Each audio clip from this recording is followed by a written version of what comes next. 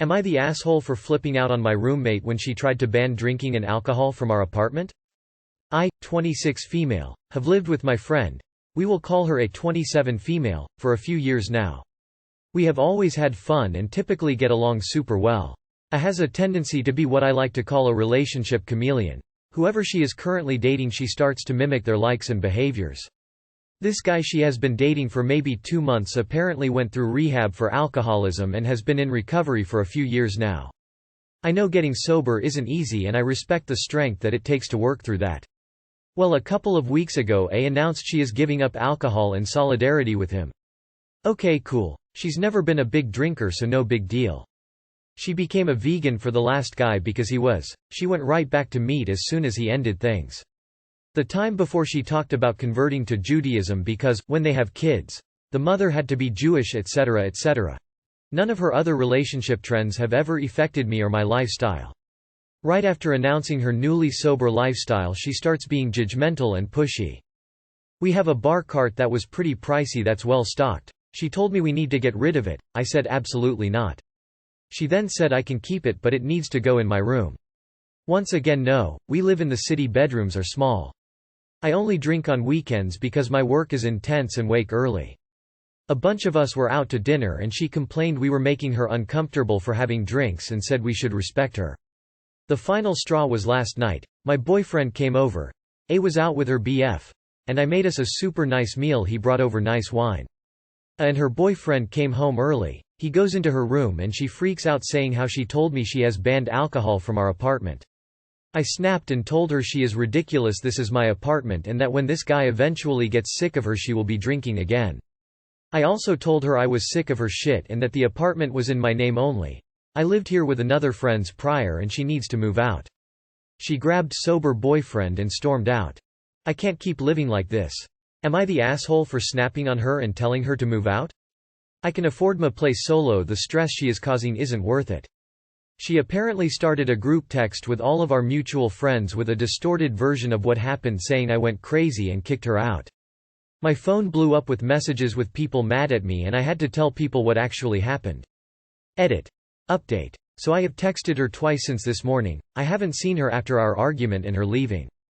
I am thinking she blocked me because none of the iMessages are showing, read, like they typically do, but I am not tech savvy so I am not sure.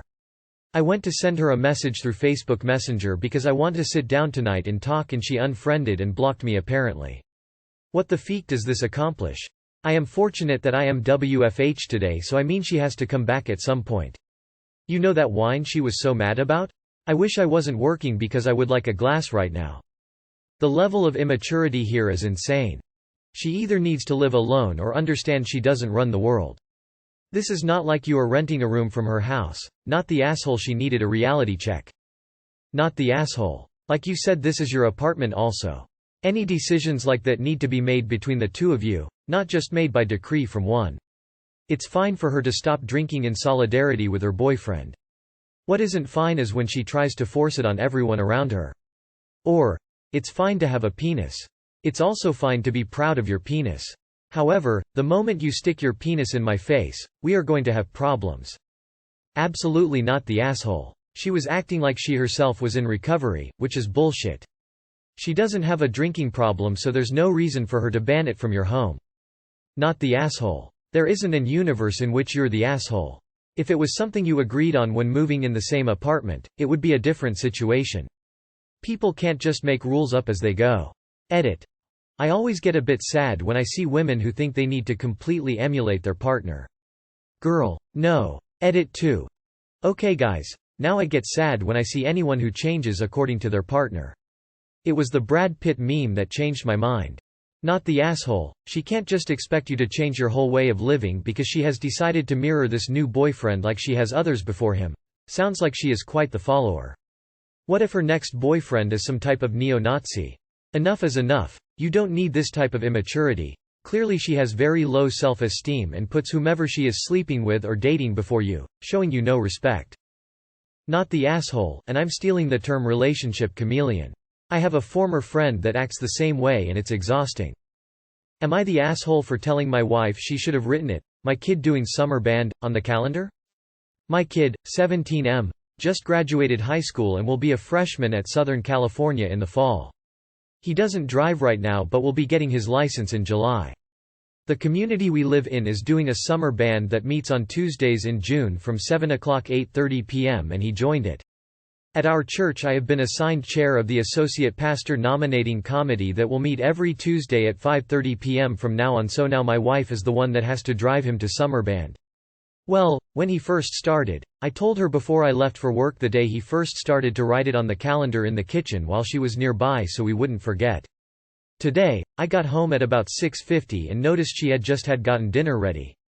I asked her if she forgot about the summer band and she said yes. I then asked her if she had written it on the calendar and she said she forgot to do it. I then asked my son if he forgot too, but he said no and he was waiting to see if she remembered. He said she should have wrote it down on the calendar and that he shouldn't have to remind her every Tuesday, and I told her that. She asked me why I couldn't have just taken him today, but I reminded her that I work and I'm now the chair of the associate pastor nominating committee. Am I the asshole for saying this?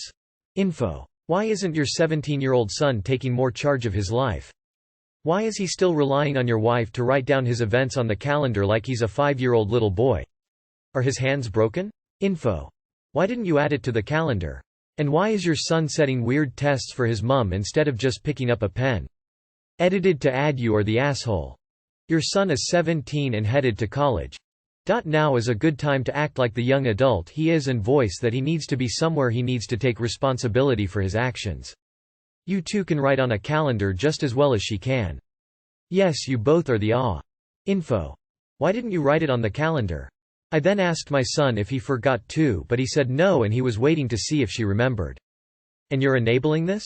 You are the asshole. Be a parent first and help your wife. You are the asshole. He said no and he was waiting to see if she remembered. Well, your son's learned a valuable lesson. Don't wait for other people to remember your important commitments for you. Let alone sit around and wait for them to notice you need something from them instead of speaking up. You really shouldn't be undermining that. Although frankly, the fact he didn't make an issue out of it suggests he doesn't want to go that badly anyway, so. Am I the asshole for not inviting my stepsister to my engagement party? Not my main account, on mobile, names have been obviously changed. I am a 27-year-old woman and my fiancé Ryan is 28. My parents divorced 15-ish years ago when I was 12 and my mom remarried 2 years later to Tom. Tom has 2 kids from his last marriage, Lily and Anne. Lily is my age but I'm a few months older than her and we went to the same school, grade every other year since we both bounced between our divorced parents during the school year.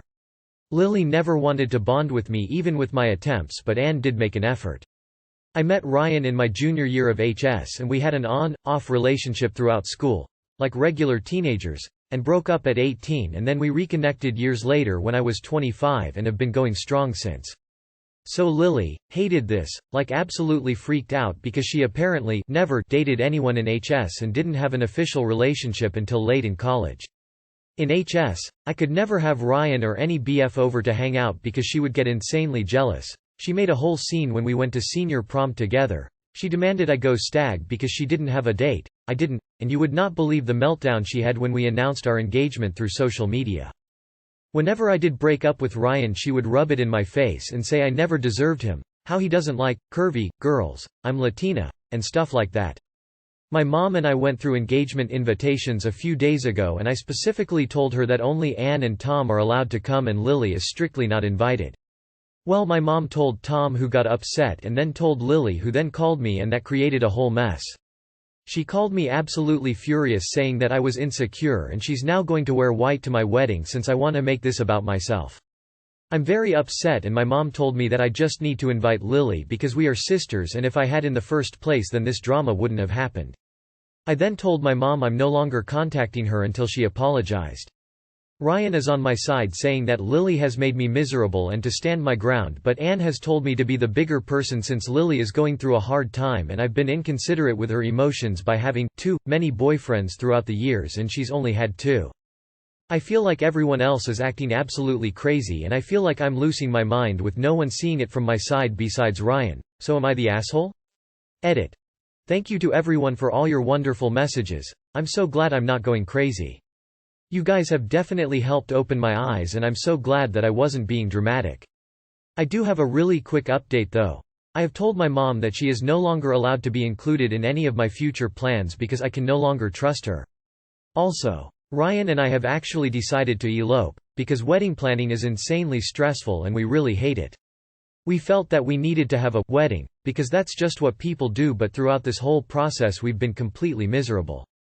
We already put down all the down payments for the engagement party, so we're still doing that, but the actual wedding is no longer happening. It's honestly so relieving and I actually feel a lot better now, especially with the money we're saving. We plan on using the money we've saved to take a long honeymoon, and honestly, I wish we thought about this beforehand. It just took a certain someone to push me in this direction. Another update is that Ryan and I have agreed, after reading all your comments, that Lily should have been NC for the longest time. We also plan on putting Tom and Anne on LC just because they add unnecessary stress, but I still somewhat care about them. Thank you again to every one of you guys.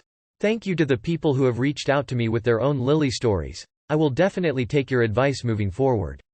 Ryan also says thank you to everyone for opening our eyes, it was very much needed. I'll try and update again if anything happens, smiling face. Not the asshole, you two are not friends. And she never acted like family. Your engagement party is for people who will celebrate with you. And Lily will not be wearing white to your wedding, because she doesn't deserve an invite. Give venue security her photo.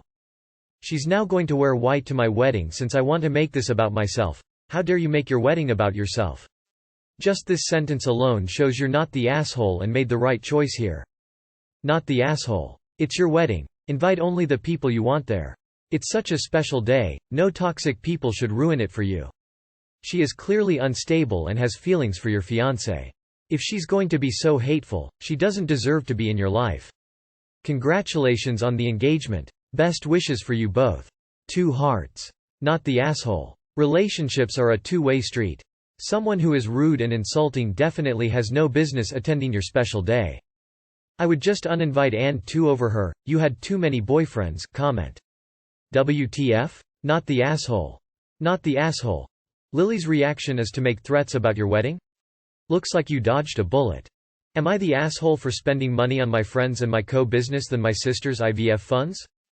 It is ridiculous that I have to even ask this question, but since everyone in my family is triggered by me, my own trust in my decisions is eroding and I need judgment. I, 34F, have a sister, 29F, who has been battling infertility issues for the past 5 years. Since I'm not married and don't plan to have children, my parents are desperately looking to have a grandchild and so is doing everything they can to support my sister. Some of her previous failed pregnancies were high risk and she had to quit most of her jobs halfway after getting pregnant, and her husband makes just enough to support both of them. So, to help them financially, my parents along with one of my paternal aunts set up a small fund to support the IVF procedures. The thing is, at first everyone was motivated, and since we had about at least 25 people from the community and family who chipped in every Christmas, it was okay and the burden did not just fall on me, although since the start I was pressured into contributing the most. Over the years many people have dropped out and now it's just 7 of us including me, my retired parents and other retired aunts or uncles who don't even have 1/4 the amount to donate. Since then it has been nothing but pressure to donate more from my side. I have stood my ground and said no, and everyone keeps guilt-tripping me. My sister keeps taking loans after loans and I don't know, but the anger and stress of it all is being projected onto me. However, I decided that this time round I no longer want to contribute as much. Mind you, I used to contribute upwards of 7 kelvins every year. After years of feeling used for money and being a doormat, I got enough and made my stand. I instead decided to start and invest in a small baking side hustle with my friend, which I kept hushed for long till we publicized our social media account. My sister found out and made a scene to my parents saying I was being cruel and greedy with my money, when literally all this while I was the one contributing the most out of any of them. This baking side hustle had been a dream of mine since young, and never mind the fact that they don't want to support me because my sister's IVF issues overshadows everything, but they keep belittling my passion and efforts. Sis says that baking aspirations can be halted and continued, but she only has limited time left. LMAO. WTF. Am I the asshole here? Like, please tell me I'm not going crazy. Obviously whatever she says, I'm sticking to my baking business, plus it is co-operated with my friend. I can't just quit the side hustle in a whim. Not the asshole. 7K a year? That's insanely generous, but I don't blame you for wanting to stop. It's really messed up of her to expect you to spend 7 kelvins a year so she can try to have a baby. Let them be mad at you. This is literally not your responsibility. As the sibling who financially bailed the other siblings out of many situations they created for years, and never got a thanks, but even more requests for money, it's time to close the op bank. Not the asshole. As a woman with fertility issues so bad that my uterus has been removed, I can give you some perspective. No one is responsible for sometime else's lack of anything. Add up the total amount you've donated to her IVF and issues, and that's the total you've already helped above and beyond what you had to. Family doesn't change a thing. Individuals are responsible for their individual self, no more, no less. Make yourself the priority, it's very overdue. No, not the asshole. You've been very generous for several years. While I'm sorry your sister is having fertility issues, you are not responsible for continuing to fund her efforts. She should be grateful for the money you have already given and stop guilting you into more. Not the asshole, and I'm so sorry your family is using you like this. Your parents are so hyper-focused on grandchildren who aren't even alive that they are blind to the people who are. I hope they don't end up regretting it. Not the asshole. Invest in your own future, your own business. Because even if IVF works, it's going to turn into demands for college funds and gifts for baby, and babysitting, and the demands will never stop from people like your sister. So just stop on your end instead.